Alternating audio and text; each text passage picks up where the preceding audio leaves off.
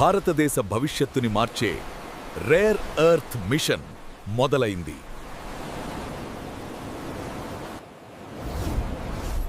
Mining నుండి magnets వరకు engineering విద్యార్థులకు ఇదొక బంగారు బాట. మీ కెరీర్ని మలుపు తిప్పే పూర్తి వివరాల కోసం ఈ వీడియోను పూర్తిగా చూడండి.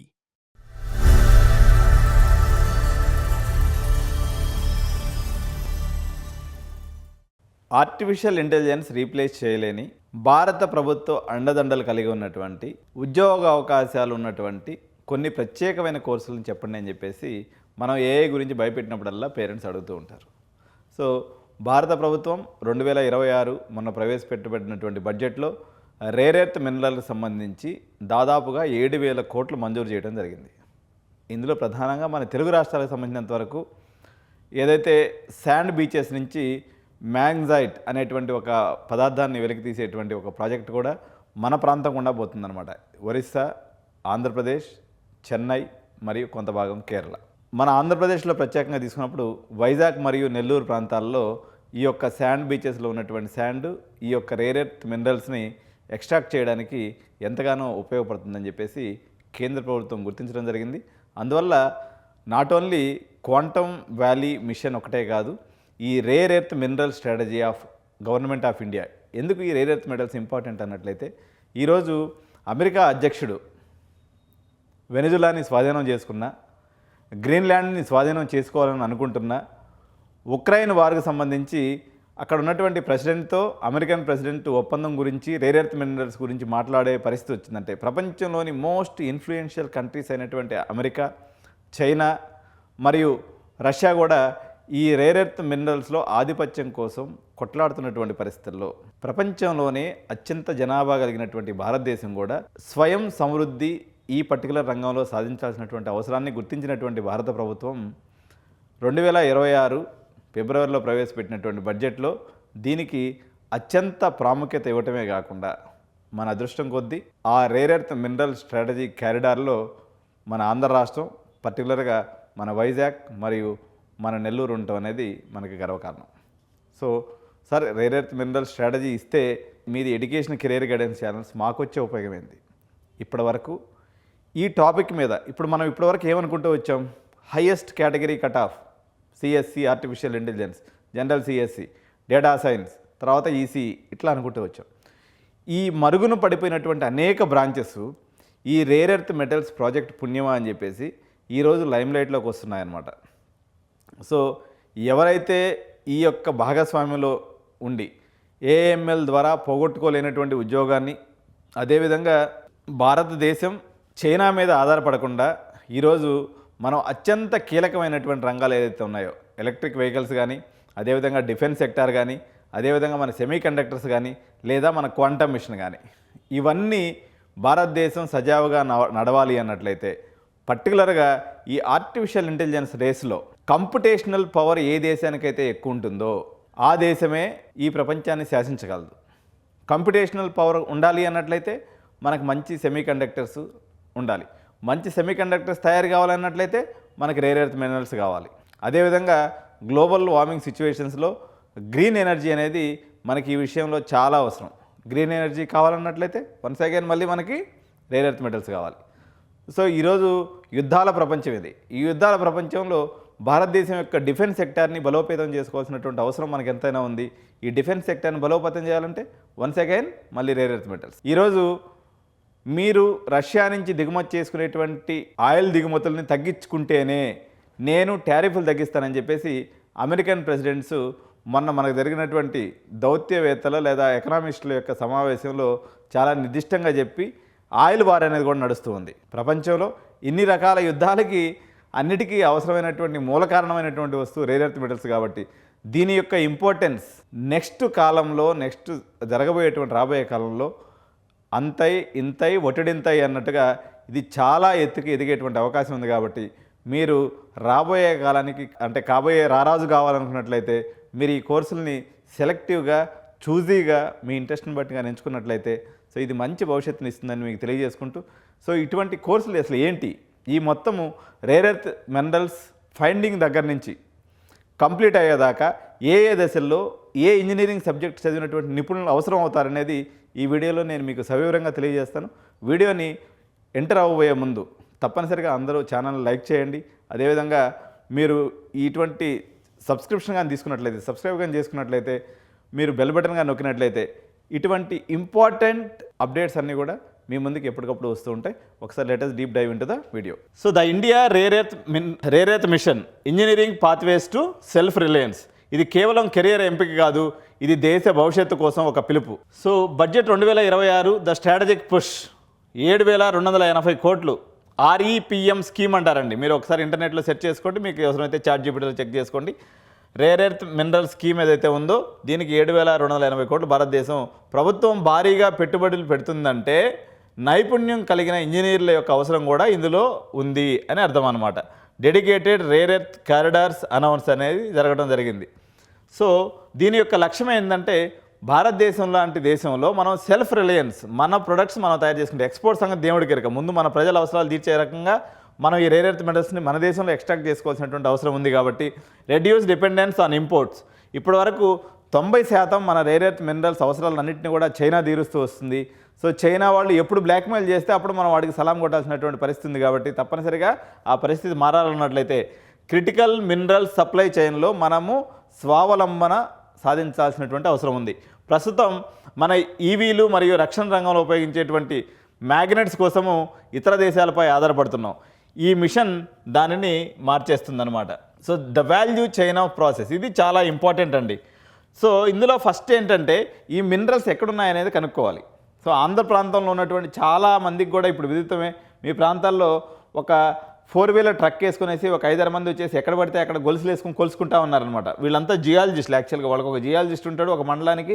ప్రతి మండలంలో జల్లెలు పడుతున్నారు. మనకి శాటిలైట్లో ఏదైతే మనకి రేర్ ఎర్త్ మినరల్స్ ఉన్నాయనేటువంటి గుర్తించినటువంటి ప్రభుత్వం ఆ పర్టికులర్ ప్రాంతాలను టార్గెట్గా చేసుకొని సో అనేక రకాలైనటువంటి సర్వేస్ అనేది ఇప్పుడు చేస్తూ ఉంది. ఇది ఆంధ్ర ప్రజలు చాలామందికి ఎక్స్పీరియన్స్ అయినటువంటి విషయమే. సో అటువంటి మినరల్స్ మనం కనుక్కోవాలి అనుకున్నట్లయితే మనం చదవాల్సినటువంటి సబ్జెక్టు జియాలజీ. ఎప్పుడో చిన్నప్పుడు ఈ పదం విన్నట్టుంది కదా, దీన్ని మర్చిపోయి మనం చాలా ఏళ్ళు అయిపోయింది. సో దాన్ని ఏమంటారు, every dog has its own day అన్నట్టుగా ప్రతి ఒక్కరికి ఒక రోజు ఉంటుందనేసి మీరు అన్నీ మర్చిపోయినటువంటి బ్రాంచ్లు అనమాట. ఇవి పనికిరావు, ఇవి చదవద్దు, ఈ కోర్సుల యొక్క కటాఫ్ల గురించి మనం మాట్లాడుకోవద్దు అని వదిలేసినటువంటి బ్రాంచ్లు మీరు వరుసగా ఒకసారి చూడండి. Geology, mining, mineral engineering, chemical engineering, metallurgy engineering, ఇవన్నీ పదాలని పనికిమాలిన కోర్సుల లిస్టులో అటాచ్ చేసి వీటి యొక్క కటాఫ్లు సిఎస్సి కటాఫ్తో పోల్చి చూసినప్పుడు 3-4 గంటలు ఎక్కువ. సిఎస్సి 5,000 కట్ అయిందంటే దీని కటాఫ్ 30,000 కూడా వచ్చేసేటువంటి పరిస్థితి వచ్చింది. చాలా కాలేజీలో సీట్లు కూడా మిగిలిపోయేటటువంటి పరిస్థితి వచ్చినట్టు. మీరందరూ అట్లా అవమానం చేశారని అవి ఫీల్ అయ్యి పగ తీర్చుకుంటూ ఇప్పుడు మళ్ళీ మనకి అందరూ ఇదే చదవంటారు బాబు, మీ సిఎస్సి ఏఎంఎల్ అనేది పనికిరాదు, ఇప్పుడు ఇవే నేనే ఇప్పుడు రారాజునని చెప్పేసి మన ముందుకు వచ్చి నిలబడ్డాయన్నమాట. చాలా స్టేబుల్గా, చాలా నిటారుగా. ఒకసారి చూడండి, జియాలజీ. ఆ వస్తువులను కనుక్కోవాలనుకున్నట్టయితే మనకు జియాలజిస్టులు అనేది అవసరం ఉందన్నమాట. సో కనిపెట్టిన తర్వాత అది భూమిలో ఉంటాయి కదా రేర్ ఎర్త్ మెటల్స్ అనేవి, వాటిని మనం బయటికి తీయాలి. సో అప్పుడు మైనింగ్ ఇంజనీర్ల యొక్క అవసరం ఉందన్నమాట. సో తీసినటువంటి దాంట్లో నుంచి అనేక చెదారాలు వ్యర్థాలన్నీ ఉంటాయి. వాటిని సపరేట్ చేయాలి కదా. వాళ్ళకి ఆ మినరల్స్ యొక్క శాస్త్రం తెలుస్తుంది అనమాట. A mineral పనికొచ్చేది, a mineral పనికిరాదని separate చేసుకొని చెత్తనంతా సపరేట్ చేసి మినరల్స్ అన్నింటినీ సపరేట్ చేయాలి. అటువంటి దానికి అవసరమైనటువంటి కోర్సు మినరల్ ఇంజనీరింగ్. సో తీసుకున్నటువంటి వ్యర్థాలను సపరేట్ చేయగా వచ్చినటువంటి మినరల్స్ ఏదైతే ఉంటాయో వాటిని మనం శుద్ధి చేయాలి. శుద్ధి చేయాలన్నట్లయితే ఆ శుద్ధి చేసేటువంటి ప్రాసెసింగ్ చేసేటువంటి ఎవరైతే ఉంటారో వాళ్ళే కెమికల్ ఇంజనీర్స్. శుద్ధి చేసినటువంటి ఇంజనీర్స్ని మనకు పనికొచ్చేటువంటి మ్యాగ్నెట్స్ గానో లేదా ఇతర మన కాంపోనెంట్స్గా తయారు చేయాలన్నట్లయితే మెటలర్జికల్ ఇంజనీర్స్ అనేవాళ్ళు అవసరం. సో ఈ 5 నెక్స్ట్ జోసా కౌన్సిలింగ్లో పేరెంట్స్ అందరికీ నా మనవి ఏంటంటే, నిజంగా సిఎస్సి అయితే పడిపోయిందని మార్కెట్ అంతా ఘోషిస్తూ ఉంది. ఇటువంటి బ్రాంచెస్ పెట్టుకోండి సార్. మరి ఆ రోజుకి సిఎస్సి వచ్చేసి నా దోస్తుగాడికి ఏమి రానివాడికి వాడికి 25 లక్షల ప్యాకేజ్ వస్తే నేను 10 లక్షల ప్యాకేజ్ ఆగిపోతే ఎట్టా అని మీరంటే, మనము ఎలాగో ఎంపతిలు ఎలాంటి ఉండవు కాబట్టి కండవా మార్చేయటం అలవాటే. ఆ రోజు నిజంగా ఆ రోజు ఉంటే మాత్రం మీరు కూడా సిఎస్సిలో వెళ్ళండి. ఆ రోజు లేకపోతే ఆ రోజు ఉన్నటువంటి మీ యొక్క క్రిటికల్ థింకింగ్ని బట్టి మీకు మంచి జాబ్ ఏదైనా వస్తే వెళ్ళిపోవచ్చు. కానీ అలా జరిగే అవకాశం లేదు. Artificial intelligence, automation, agentic AI and Anthropic AI లాంటివన్నీ కూడా సిఎస్సి బ్రాంచుల్ని మింగేస్తాయని చెప్పేసి 90% నిపుణులు చెప్తున్నారు, 10% మాత్రమే ఆప్టిమిస్టిక్గా ఉన్నారు. కాబట్టి వీటిల్లో సక్సెస్ పర్సంటేజ్ ఎంతవరకు ఉండొచ్చు అంటే మోర్ దాన్ 80%. వేరే సిఎస్సి రిలేటెడ్ బ్రాంచెస్లో సక్సెస్ రేట్ మోర్ దాన్ 20% మాత్రమే. సో 80% ఉన్నదాన్ని మనకు తక్కువ ర్యాంక్ ఉన్న వస్తుంది. కాబట్టి మీరు క్లాస్లో టాపర్ అయితే అందరిలో వెళ్ళి మీరు సిఎస్సి పెట్టేసుకుంటారు. నేను చెప్పేది ఎవరైతే 40,000 50,000 మన అడ్వాన్స్లో వస్తారో మీరు ఆధారపడాల్సినటువంటి అవసరం లేదు. మీరు కూడా రేపు పొద్దున వాళ్ళకన్నా మించినటువంటి ఉద్యోగాలు మీకు వచ్చే అవకాశం ఉందని తెలియజెప్పడం అనేది ఇక్కడ video concept. So geological engineering number 1 finding చేసేదానికి మనకు అవసరమైనటువంటి కోర్స్ ఏంటి? Geological engineering. National critical mineral machine NCMM ద్వారా జియో ఫిజిక్స్ మరియు జియో కెమిస్ట్రీ మ్యాపింగ్ చేస్తారండి. సో ఈ రకంగా ఉంటాయన్నమాట. ఇది మన యొక్క భూగర్భంలో చూడండి ఎలా బంగారం మెరిసినట్టు మెరిసిపోతున్నాయో బంగారు కొండలు, రేర్ ఎర్త్ మెటల్స్. మైనింగ్ చేయడానికి ముందు మనం ఖనిజాలను కనుగొనాలి. కొత్త కారిడార్లలో దాగి ఉన్న సంపదను కనుగొనడానికి మీరు మోడర్న్ టెక్నాలజీని ఉపయోగించి వీటిని బయటికి తీయాలి. So phase number 2 the extracting phase. So ఈ రకంగా భూమిలో ఉన్నటువంటి దాన్ని మనం బయటికి తీయాలి. సో మనకు తెలిసిందే కేరళ, ఒరిస్సా, ఆంధ్రప్రదేశ్ మరియు చెన్నై ప్రాంతాల్లో, తీర ప్రాంతాల్లో సర్ఫేస్ మైనింగ్ ద్వారా అయితే ఇసుక నుంచి తీస్తారు. మైన్ ప్లానింగ్ ఉంటుంది, రాక్ మెకానిక్స్ అనేది ఉంటుంది. ఈ పద్ధతుల ద్వారా మనం వీటిని బయట తీస్తాం. తీర ప్రాంతాల దగ్గర వెలికితీత ప్రదేశాలను నిర్వహించడం, ఖనిజాలను భూమి నుండి సురక్షితంగా మరియు ఎన్విరాన్మెంటల్ ఫ్రెండ్లీగా వెలికి తీయటమే దీని యొక్క ప్రధాన లక్ష్యం మైనింగ్ ఇంజనీరింగ్ అనమాట ఇది. So the separator part mineral engineering beneficiation అనేటువంటి ఒక పద్ధతి ద్వారా separating monazite from beach sand. ఇది ఒక మోనజైట్ అని తెలుసు కదా, మన బీచెస్లో ఉంటుంది అనమాట ఈ బీచ్ శాండ్లో ఇది. సో దీని ద్వారా మ్యాగ్నెట్స్ తయారవుతాయి. సో దీనికి సంబంధించినటువంటి ప్రత్యేకమైనటువంటి కోర్సు ఐఐటి ధన్బాద్లో ఉందండి. సో మీ ఐఐటి ధన్బాద్ కనుక తీసుకున్నట్లయితే పర్టికులర్గా ఆంధ్ర ప్రాంత పిల్లలకి ఐఐటీలో సీట్ వచ్చిన వాళ్ళు మీరు ఆ సిఎస్సి ఏమో పాగలాడకుండా ఐఐటి ధన్బాద్కి పోయేసి మంచిగా మినరల్ ఇంజనీరింగ్ తీసుకోండి. రేపు పొద్దున మీకు వైజాగ్లో మళ్ళీ గోదావరి, తూర్పుగోదావరి, పశ్చిమ గోదావరి జిల్లాలో మంచి మంచి అవకాశాలు ఉంటాయి. ఇది మైనింగ్ మరియు ఫ్యాక్టరీ పనికి మధ్య వారధి. మీరు వ్యర్థాల నుండి విలువైన ఖనిజాన్ని వేరు చేస్తారు. So the process number 4 architect chemical engineering solvent extraction and separation process. అరుదైన ఖనిజాలను వెలికితీయడానికి సంక్లిష్టమైనటువంటి రసాయన చర్యలనే అవసరం. ఈ మ్యాజిక్ జరిగే ప్లాంట్లను మీరే డిజైన్ చేయాల్సి ఉంటుంది. So designing India's first integrated REPM ఫెసిలిటీస్ని మీరు డిజైన్ చేయాల్సినటువంటి బాధ్యత మీ మీద ఉంది. Point number 5 alchemist metallurgical engineering. So rare earth oxide అనేది బయటకు తీసిన తర్వాత వాటి నుంచి మెటల్స్ని, ఆ మెటల్స్ నుంచి మ్యాగ్నెట్స్ని తయారు చేసేటువంటి వాళ్ళే metallurgical engineers. The most critical branch అనమాట ఇది. దీనికి చాలా డిమాండ్ ఉండే అవకాశం ఉందండి. ఇతరుల ఖనిజాన్ని కనుగొంటే మీరు దాన్ని శుద్ధి చేసి భవిష్యత్తు టెక్నాలజీని నడిపించే ఫైనల్ ప్రొడక్ట్గా మీరే సృష్టించేదానికి అవకాశం ఉంటుంది.